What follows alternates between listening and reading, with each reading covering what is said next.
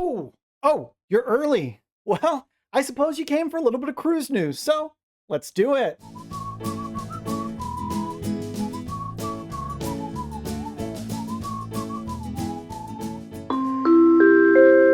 Hey, and welcome to the Midships channel. I'm Corey, and today I'll be serving up another slice of that sweet cruise news. What flavor would you pick for your cruise news? I'd be stuck somewhere between cherry pie, birthday cake, maybe ice cream. All right, I'm getting distracted. Cruise news, focus up, Corey. From Celebrity Apex performing a daring rescue at sea, to Carnival's response to the war over Ukraine, and the US Virgins finally relaxing their entry requirements for cruisers. Stick around, we're going to cover all of it coming up. But as we're getting started today, I do want to remind you, the Midships group cruise, well, it's happening October 24th. And if you'd like more information about how you can join me aboard the Carnival Sunshine, all you have to do is follow the link in this video's description. I'll also go ahead and pin one, well, up in the upper right-hand corner if you're on a mobile device. The cruise, it's going to be an amazing one. We're heading to Half Moon Cay, Carnival's private island down in the Bahamas. And I have to say, the Carnival Sunshine, well, it has one of, if not the very best Serenity deck across the entire Carnival fleet.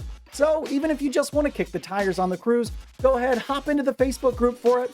I'll be doing several live Zoom calls for everyone that's joined the group from time to time, so it's a chance at least to interact with me on a more personal level. Now, let's talk about Carnival Cruise Line and which brands of theirs are going to modify itineraries or remove port of calls into Russia completely. From cruisehive.com by Emrys Thakkar. Cruise lines are responding to the developing situation in the Ukraine, and it's already resulted in the cancellation of port calls to Russia for several cruise lines. Carnival Corporation, which is the largest cruise operator in the world, who owns 9 total brands, confirmed on Saturday they're adjusting itineraries as well. Carnival will announce further details through each brand once they've adjusted those itineraries. In a recent tweet from Carnival, they say, in light of the recent attacks by Russia in Ukraine, Carnival Corporation and their brands will be modifying our itineraries in the coming week. Once alternative ports can be confirmed, we stand for peace. Of course, some of the brands that Carnival owns includes Carnival Cruise Line, Princess Cruises, Holland America, Costa, and more. Here at Midships, we'll continue to follow everything that's unfolding as a result of the war in Ukraine. We continue to send our thoughts and prayers to the Ukrainian people, and we'd like to take an opportunity to fully condemn this action that's being taken by Russian President Vladimir Putin. Moving on, it's time to focus our attention back here at home in the US as a Celebrity Cruises ship, the Apex, recently encountered a small group of refugees in need aboard a tiny raft on her way back to Fort Lauderdale, Florida. Let's learn more from cruisehive.com by Robert McGillivray. Celebrity Cruises rescued 3 people from on board a small raft while sailing back to her home port of Port Everglades. The Apex managed to perform a rescue operation, saving 3 refugees that were stuck on a small raft off the coast of Cuba. Guests on board the ship spotted the raft, which prompted the vessel to change directions to be able to head towards the small craft. And if you'd like to see some of the best eyewitness reporting on this, go ahead and check out Lalita Loca's channel. Tony released a video earlier today about it, so you should definitely check out Tony's video after we finish up the Midships episode. Despite the poor conditions, the crew and officers aboard Apex managed to bring in the 3 lucky survivors, and following their rescue, the refugees were brought on board to receive necessary food, water, as well as medical treatment.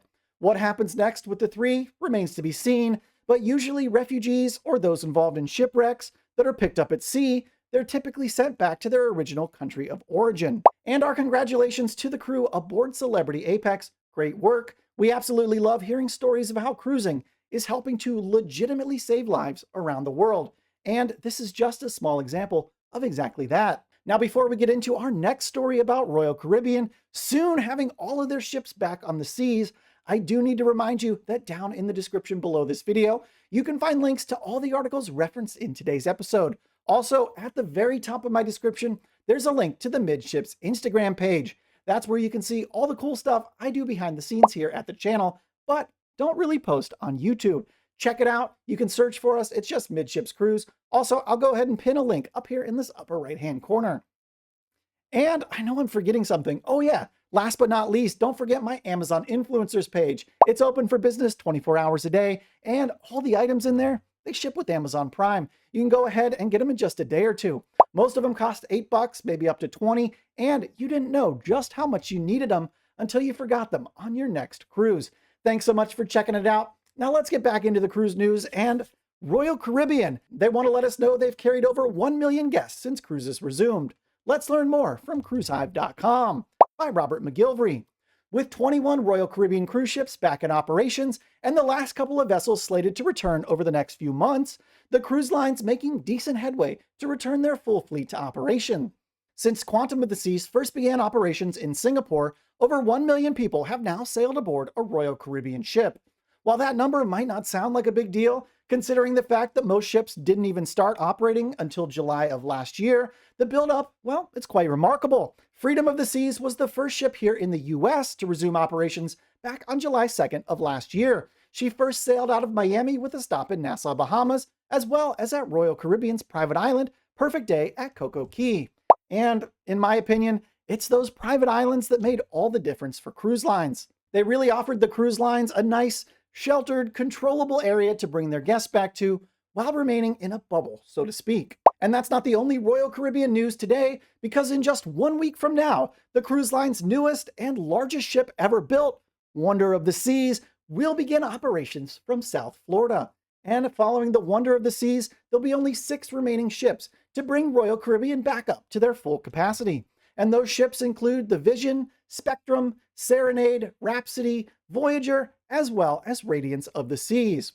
And the final ship, it's slated to come back online for Royal Caribbean sometime in the month of April, marking the end to 25 months without full operational capacity. Now it's time to turn our attention to a port that's been a little bit difficult for cruise ships to get into over the past few months, and that's the US Virgin Islands. Well, things might be changing over there in the islands, and I want to tell you more from cruisehive.com by Robert McGillivray. As coronavirus cases on board cruise ships continue to drop, authorities in the US Virgin Islands are now planning to relax entry requirements for cruise liners who wish to enter the islands. Although cruise ships accounted for tens of thousands of passengers visiting the Virgin Islands pre-pandemic, the strict regulations that have been in place, coupled with fewer guests on board cruise ships, have put a serious dent in the local economy there. Something the local government, well, they're now eager to correct. Recently, several ships were forced to cancel their stops in the islands because of the current strict entry requirements that local authorities have had in place there. From January alone, the protocols caused cancellations for 13 ships. But as COVID cases have dropped in recent weeks and the Omicron variant is seemingly in the rearview mirror, cruise companies will have fewer and less strict requirements to deal with, according to local reports. And according to the president and CEO of the West Indian Company Limited, Anthony Otlet, are now finalizing an updated memo of understanding that they'll present to the cruise lines, which outlines the new requirements. With this update, ships will now be allowed to dock and disembark passengers if there's only a maximum of 3% infected on board the ship. And it's important to remember that the US Virgin Islands encompasses not only St. Thomas, but St. John and St. Croix as well.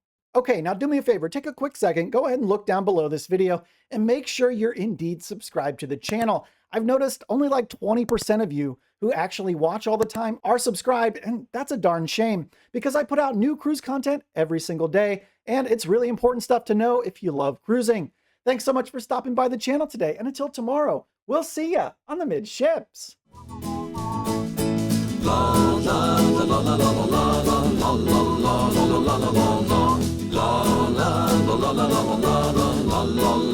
La